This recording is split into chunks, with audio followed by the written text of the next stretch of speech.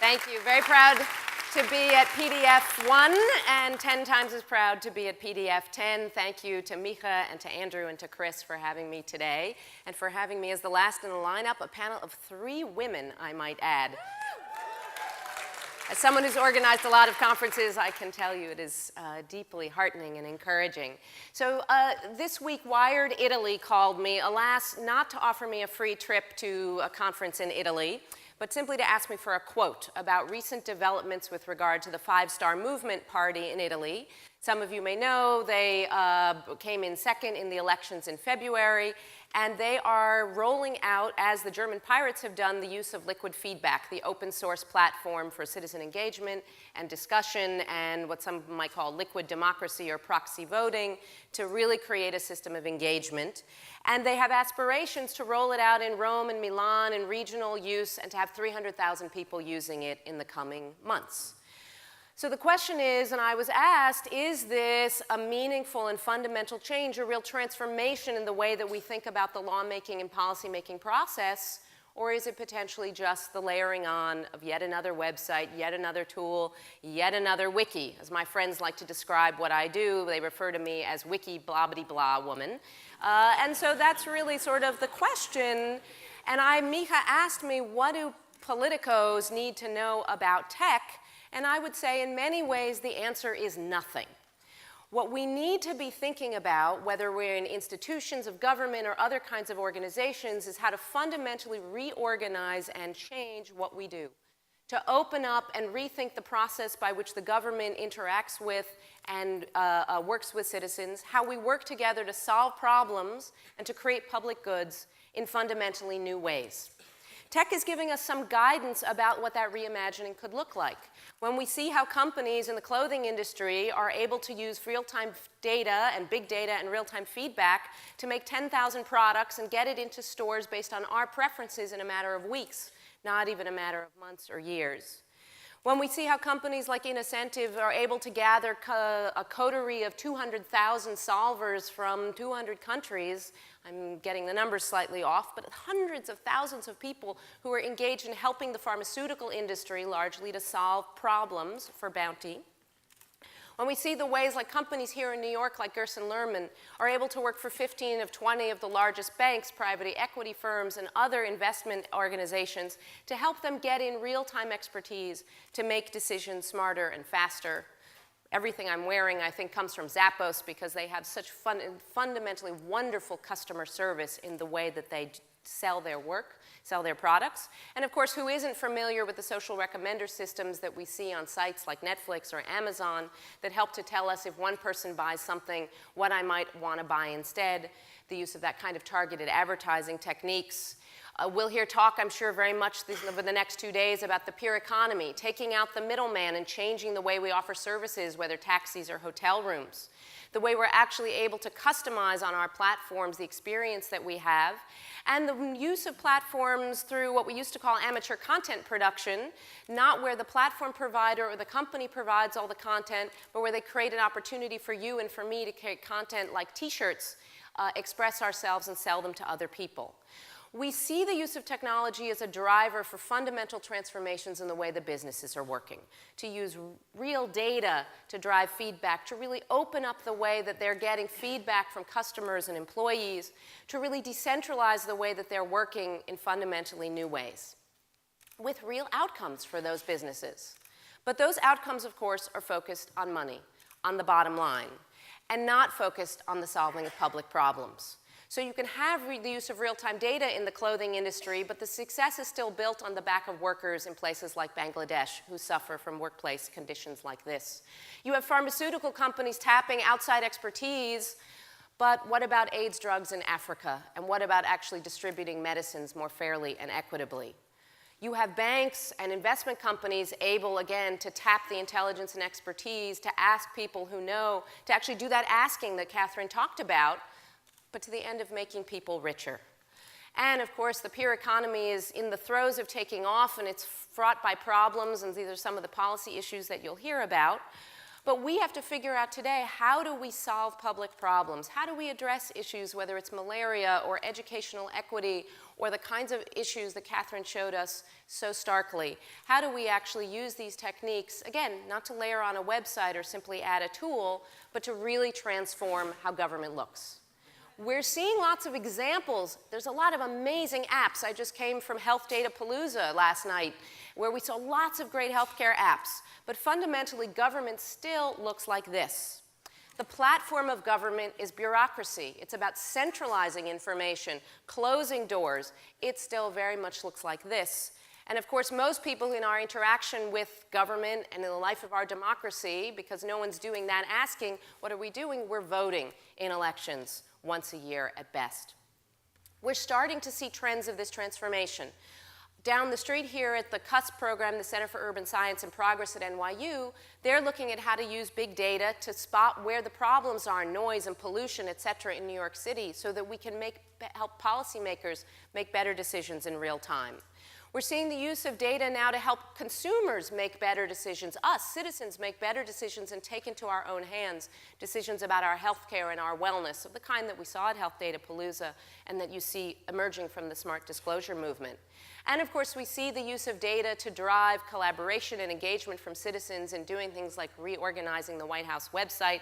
I love to put this up now because I always mention the fact that when I was in government, I was taken aside by the lawyers and told, whatever you do not use the word hack in public. Now, of course, this is something to be proud of and trumpeted. So we're seeing definitely the emergence of an open data movement and uses of new data to help policymakers, to help consumers and citizens, and to help all of us change the ecosystem by which we make decisions. We're just beginning to see the start of a real engagement movement with platforms like challenge.gov to help agencies reach out and ask people for help and expertise to actually solve problems in a new way and to work together in collaboration to solve problems and get around some of those pesky procurement rules in the process. And we see lots of governments starting to use technology to deliver better services and to improve the delivery of customer service. But we still have a long way to go to understand how we can start to integrate what I would call networked publics, groups of people working together online with institutions and organizations to actually fundamentally transform, again, how we solve problems.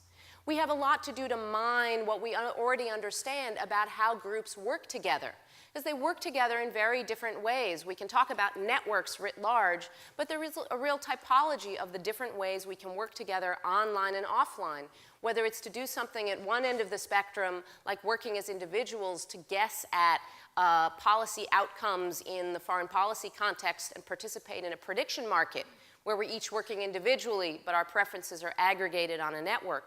Or where we're working together and collaboratively on the common goal of building something like a Wikipedia entry or writing a piece of legislation together.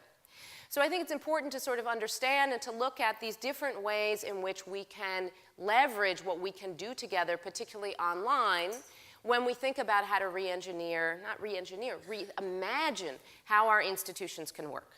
What we're seeing is lots of instances of the ways in which we can work together to come up with better ideas, faster, more agile, more innovative ideas than people can do working in organizations behind closed doors to solve problems.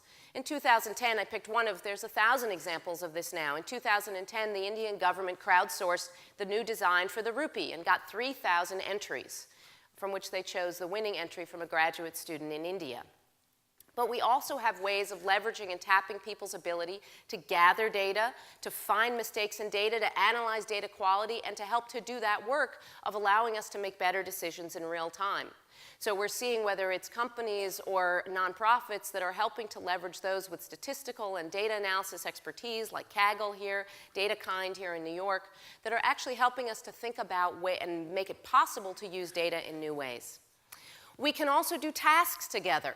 We can go out and sweep up the park together. We can go volunteer in our schools, and we can do lots of things online that were not possible before. Again, another example, the technology for this and the company for this founded out of New York, to do the translation of the TED Talks so that overnight the world can have access to knowledge that they can share. It's this idea, though, of the ability to actually work together to do tasks to solve problems. We can also rethink how we think about jobs and economic growth. And again, you'll hear lots about the peer economy, and you'll hear examples of things like eToro, the Cyprus-based social trading company, where people can watch and see how each other trade online, that social sharing of the trading actually leading to increases and more success in growth and development. But you're seeing also platforms, whether it's like an Elance or other kinds of workplace and marketplace creation sites, that are actually helping us to think about new ways to create jobs and growth. And of course, at the most democratic level, new ways that we can think about how we express ourselves, the liquid feedback system, participatory budgeting, ways that we can actually, as are being rolled out here in the Democratic Republic of Congo, using cell phone technology to allow us not just to express ourselves, but to actually participate in the process of spending money and making decisions. Funding. The ability to use, as was written about, thank you, in Tech President very recently, the notion of this project with Oakland, yay Oakland, collaborating with Kiva, to actually create new kinds of public-private partnership, not simply big companies working with large institutions of government, but you and me giving microloans to help support the creation of public projects. It's, of course, not simple. There are challenges to the new ways of opening up and creating institutional readiness to work in more collaborative and data-driven ways. Sometimes the crowd isn't so wise. We get people engaged and we have the problem of false witch hunts. We have the problem of sorting out truth from falsehood. We have things like the 50-cent party, which actually pays people, a la Mechanical Turk, but pays people to post comments on blogs and on comment websites. So we have to, again, deal with the issue of sorting out truth from falsehood. We have to worry about the instances of the layering on of technology, again, just for its own sake, what I call democracy theater, not to fundamentally reimagine and change how we work, but in fact just to create show and to try to win votes as a result. There are real challenges, again, and difficulties to trying to create institutional readiness to change on the public side, differently, perhaps even more so than on the private side. We do not have a well-developed public culture. In fact, we have a legal culture that actively discourages openness, collaboration, and the kind of sunlight that so many of us are fighting for, that we have to fight against. It's built into the culture of the way government institutions work. We have a very hard time saying, we don't know, and going out and asking for help. Bureaucracies, as we know, lack access to good technology and to the people who use it. We have all kinds, again, of rules and culture that make it very difficult to actually incorporate innovation, to recognize new ideas, to try them, and to be agile in how we use them. And there still is very much, and I hear it across every institution that I talk to, government and otherwise, a distrust of open, a distrust that somebody might have as good idea as I do about how to do my job, about how to solve a problem. So I can't go into any detail now about how to actually do it, but I wanted to just put up in closing a couple of last steps to just encourage people to say, if you are the Politico and thinking about how to use tech, the first thing is to identify what is the problem that you're trying to solve. And then to be open-minded and courageous and brave, again, about saying, let me reimagine how I might do that.